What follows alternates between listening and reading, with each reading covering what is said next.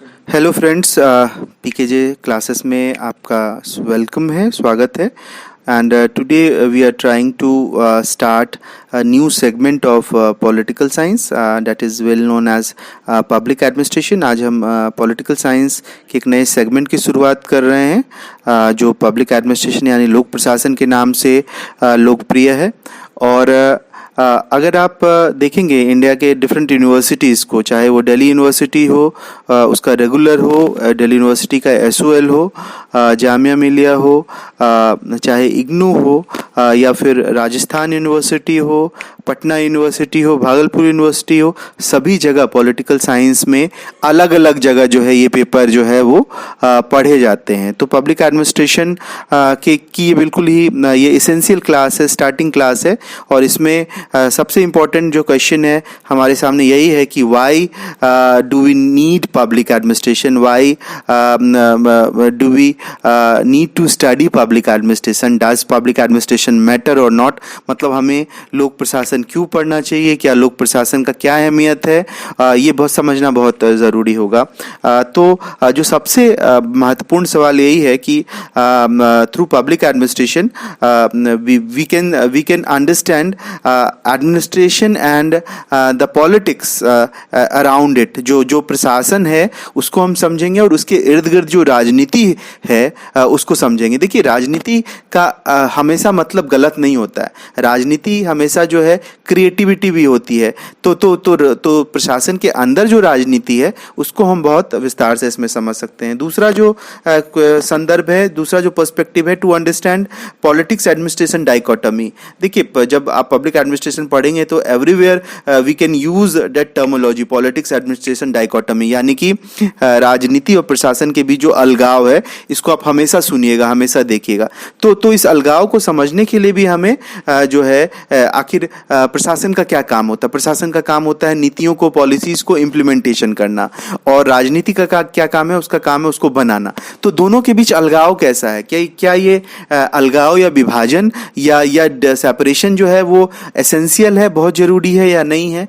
Public administration में क्या debate है, इसको हम बहुत डिटेल से समझ सकते हैं। तीसरा जो समझ है वो है कि हम ऑर्गेनाइजेशनल थेरीज को समझ सकते हैं। बहुत सारे संगठनात्मक सिद्धांत हैं, चाहे वो साइंटिफिक मैनेजमेंट थेरी हो, चाहे वो ह्यूमन रिलेशन थेरी हो, चाहे वो क्लासिकल थेरी हो, चाहे वो डिसीजन मेकिंग थेरी हो। We can see all theories in a detailed sense in public administration. हम लोक प्रशासन में जो अलग अलग थेरीज हैं, सिद्धांत हैं, उसको हम बहुत विस्तार से, चाहे वैज्ञानिक प्रबंधन सिद्धांत हो, चाहे वो मानव संबंध सिद्धांत हो, चाहे वो शास्त्रीय सिद्धांत हो, चाहे वो नौकरशाही सिद्धांत हो, चाहे वो निर्णय निर्माण सिद्धांत हो, सबको हम विस्तार से समझ सकते हैं। जो अगला रीजन है, that is reason number 4, to understand public policy and its implication. हम जानते हैं आज के समय में हम लोक नीति पे बहुत बात करते हैं, पब्लिक पॉलिसीज पे बात करते हैं। गवर्नमेंट की ये पॉलिसी बहुत सक्सेसफुल है, चाहे मनरेगा इतना सक्सेसफुल क्यों है, चाहे दोपहर भोजन कार्यक्रम यानी मिड डे मील इतना सक्सेसफुल क्यों है, या कोई प्रोग्राम क्यों फेल्योर है। तो इसके कारण के बारे में पड़ताल करना, उसके प्रोसेस के बारे में देखना, उसके डेवलपमेंट या विकास को देखना हम पब्लिक पॉलिसी में करते हैं। तो पब्लिक पॉलिसी का सेगमेंट भी बहुत इंपॉर्टेंट है, उसको समझ सकते हैं आप इस पेपर को पढ़ के, तो इसलिए भी पढ़ना चाहिए ये पेपर। अगला जो पॉइंट है, to understand the transition from government to governance. देखिए, ये दो टर्म है कि किस तरह से आप अगर सरकार से गवर्नेंस यानी अभिशासन या गवर्नेंस का जो पूरा रूपांतरण हुआ है, पूरा बदलाव हुआ है, उसको समझना चाहते हैं तो आपको पब्लिक एडमिनिस्ट्रेशन पढ़ना पड़ेगा। Initially we totally had talked about government, but now suddenly we are talking about governance. Why we are talking about governance now? So this is a complete transformation from government to governance. और मतलब हम शुरुआत में सरकार की बात करते थे, सरकार का शब्द का प्रयोग करते थे, लेकिन आज हम गवर्नेंस का मतलब के शब्द का प्रयोग करते हैं। तो ये ट्रांजिशन कैसे हुआ, ये परिवर्तन कैसे हुआ, इसको समझना जरूरी होगा। और आपको ये भी समझना पड़ेगा कि क्यों हाल में हमारे प्रधानमंत्री मोदी जी ने कहा था कि मैक्सिमम गवर्नेंस मिनिमम गवर्नमेंट। हमें यही पॉलिसी अपनानी चाहिए कि कैसे हम ज़्यादा से ज़्यादा गवर्नेंस को लागू करें और मिनिमम गवर्नमेंट का उसमें में हस्तक्षेप हो। तो हम सबको विस्तार से समझेंगे इसमें। और नेक्स्ट है to understand finance administration means performance budgeting, zero based budgeting and its impact, its social economic impact. तो इसके अंतर्गत हम जो वित्तीय प्रशासन है उसको समझेंगे और उसके विभिन्न जो प्रकार हैं, चाहे वो निष्पादन बजट हो जिसको परफॉर्मेंस बजट कहते हैं, चाहे वो शून्य आधारित बजट हो जिसको जीरो बेस्ड बजट कहते हैं, चाहे वो जेंडर बजटिंग हो जिसे लैंगिक बजट कहते हैं, उसको समझेंगे और साथ ही उसका क्या प्रभाव पड़ा है सामाजिक और आर्थिक जीवन पे क्या प्रभाव पड़ता है उसको भी समझेंगे। And finally to understand personnel administration means recruitment, promotion etcetera of civil services, civil servant. और इसके साथ साथ हम इस पेपर में कार्मिक जो प्रशासन है, पूरा यूपीएससी है, उसको समझेंगे, वो किस तरह से काम करता है, उसमें भर्ती की पद्धति कैसे काम करती है, उसमें प्रमोशन कैसे काम करता है, ये सबको भी हम समझेंगे। इसके बाद आपके सबके जहन में ये सवाल होगा कि फिर why do we want to study and how far public administration is different from other stream।